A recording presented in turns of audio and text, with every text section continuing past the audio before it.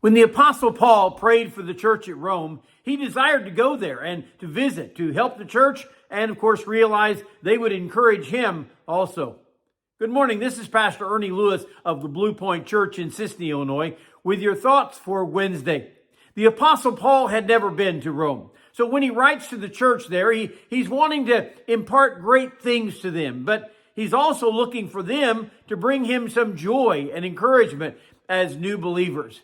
He writes in Romans chapter 1 and verse 10, making request if by some means, now at last I may find a way in the will of God to come to you. For I long to see you, and that I may impart to you some spiritual gifts, so that you may be established. That is, that I may be encouraged together with you by the mutual faith, both of you and of me. Here is another prayer of Paul as he writes to a New Testament church in one of his epistles. His first request is just that he would be allowed to visit them in Rome. You know, we have people that won't drive 5 to 10 minutes to attend church. And here Paul is wanting to travel halfway across the known world in that day to attend a church in Rome and meet some of the Christians there.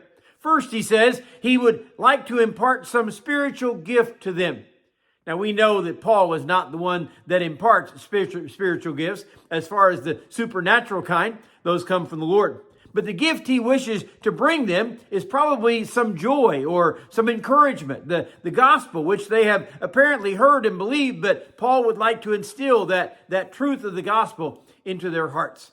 Someone once said that preaching is actually telling people what they already know to get them to do what they already know they should be doing.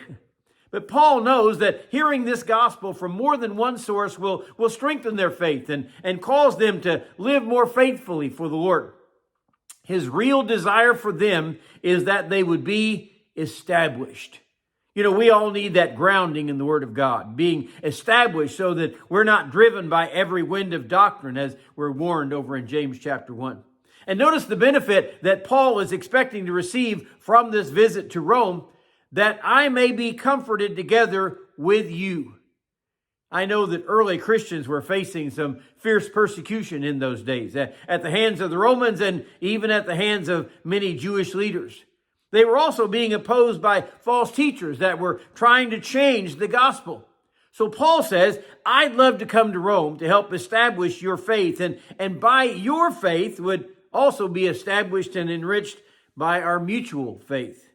This is what the New Testament church is supposed to do for believers, right? We encourage one another. We teach, we admonish, and by that we are all strengthened together in our faith.